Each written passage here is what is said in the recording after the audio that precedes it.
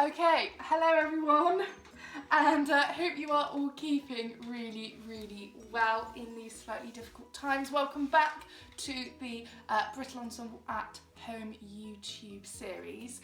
I'm Ella and I am a primary music teacher for the Bristol Ensemble Preludes music education programme. So I teach across Bristol in a variety of schools, music and both instrumentally but also as a whole class, in a whole class setting, sorry. So for children of Key Stage 1 and Key Stage 2.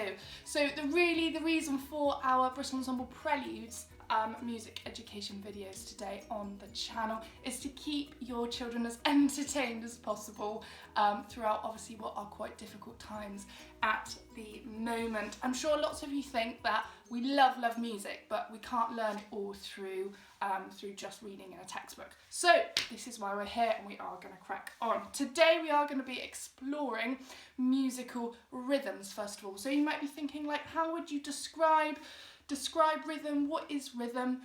Personally for me, I think rhythm is what really makes the music flow, ebb and flow. Rhythms are made up of different sounds, of different silences, but they are grouped together to form different patterns of sound, and that is what makes the music so interesting and sometimes quite varied as well. So we're going to start off with our first musical rhythm. Just going to get my little board and pen out. You may have heard the words crotchets and quavers maybe being thrown around in some school music you've done so far. So the first one I'm going to draw.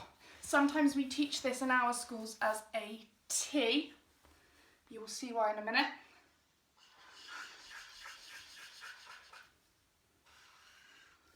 So a T, if we were to clap a T,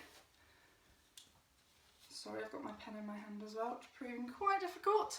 A T would be, okay, that is why we call it a T, because it lasts for one beat. The proper music word, however, is called a crotchet.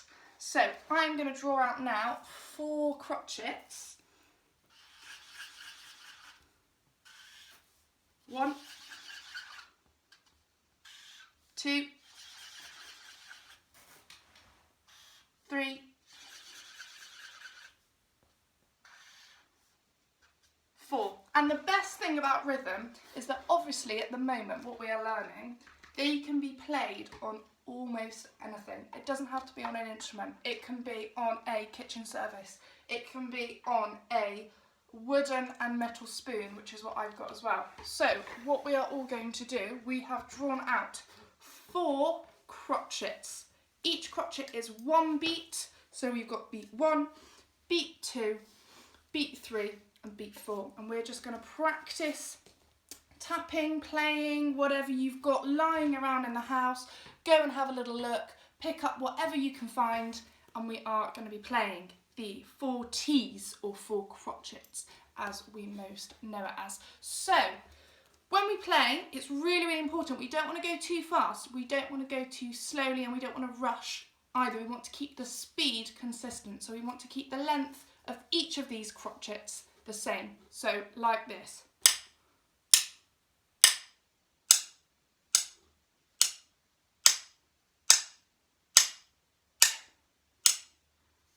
And so on. So that's pretty simple. That's a 1 beat note. 1 beat. We can also break up this 1 beat note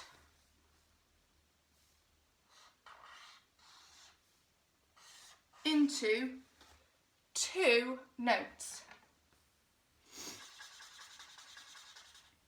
So, just a bit like maths, if we know that this note is worth 1 beat, each of these notes are worth half a beat each.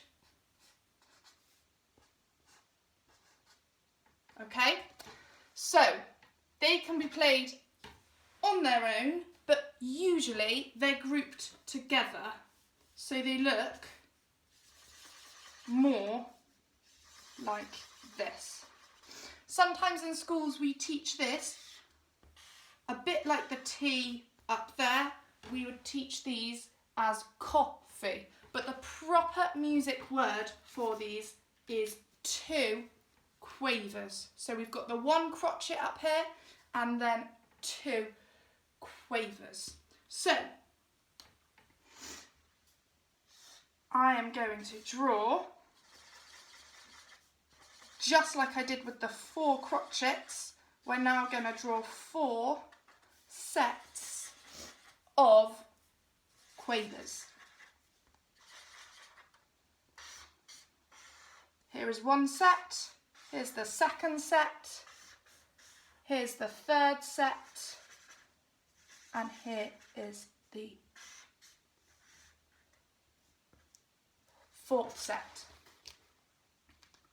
Just like the crotchets, when we come to play these, we don't want to make them too slow or too fast, but we want to just keep them at a steady beat. So just to refresh our memory, the 4 crotchets up here sounded like this, and the 4 quavers down here are slightly faster because we know there are more of them, and we know that 2 of them make 1 of these. So it's going to go like this. And that was the 4. 1, 2, 3, 4. We're going to draw another one. We know that this is 1 beat.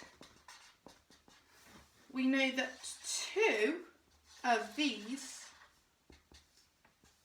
make 1 beat.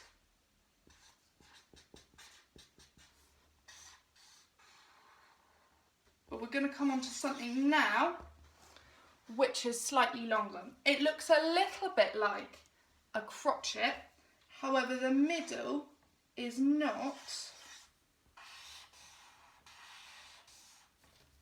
coloured in. Can you see the difference? This one, the proper music word is called a minim, and this one lasts for 2 beats. So, just like we did with the crotchets, just like we did with the quavers, we are now going to draw out 4 minims, making sure on each of the minims that we play them for 2 beats. These are slightly slower. Again, we don't want to make sure we're rushing them or being too slowly either. So, following this, we are going to go 1, 2, 1, 2, 1, 2, 1, 2. And that's it. So far we have learnt 3 different types of rhythms. We have got our crotchets, which are 1 beat. We have got our 2 quavers, which are also 1 beat, but it does mean that each of them is worth half a beat because 2 halves make a whole. And we have also got our minims, which are the longest notes we've learnt so far, and they are 2 beats each. 1, 2, 1, 2, 1, 2, 1, 2. So we're going to try now and play our name. So for example, my full name is Ella Cliffe. So in my first name, Ella, we've got 2 what's called syllables. Quite often in music, the syllables can translate to the musical rhythm. So because I said that Ella has got 2 syllables, we could use 2 quavers. Ella. Because my surname Cliffe has got 1 syllable, we would use 1 crotchet. So if I was to write out my full name as a rhythm, we would have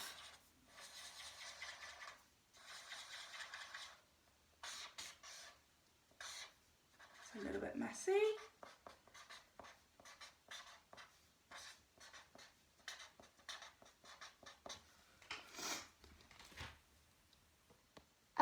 le, Cliffe, le, Cliffe, le, Cliffe, le, Cliffe.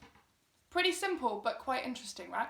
So, I would love for all of you to see if, with whatever you've got lying around in your house, your wooden spoon, your silver spoon, your lampshade, maybe just tapping on the bottom of the lampshade, cushions, any surfaces, dining tables, chairs, literally anything like that. I'm pretty sure now we've learnt our crotchets, our quavers and our minims, that you can go and work out and play the rhythm to your own name. That is something to think about, okay? It can get a little bit more difficult. There's one more rhythm that we're going to look at today. We've had some that are slow and we've had some that are fast. The very, very final one, sometimes we would teach this in schools as Coca-Cola because there are 4 notes grouped together. The 4 notes, each of them being 1 syllable like we talked about earlier.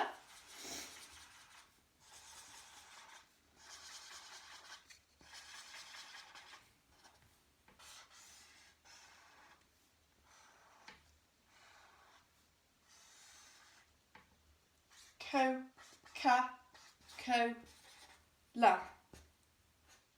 But these, the proper music word for 4 of these, are 4 semi-quavers.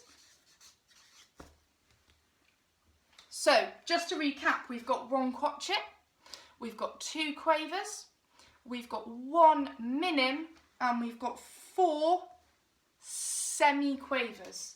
So the best way to practice the brand new rhythms that we have just learned really is just through practice. However, we have put together a selection of cards which we use to teach the children in our schools in Bristol these rhythms, and these are called the fishing game. Now, the aim of the game is to put as many fish out onto the floor, whether it's in your room, whether it's in your kitchen, and make sure that the 2 cards that you've picked up have exactly the same rhythm written on both of them. So for example, if I picked up this one and I picked up this one, they're not the same because we've got minim, crotchet, crotchet, and this one we've got quaver, quaver, quaver, quaver, crotchet, crotchet.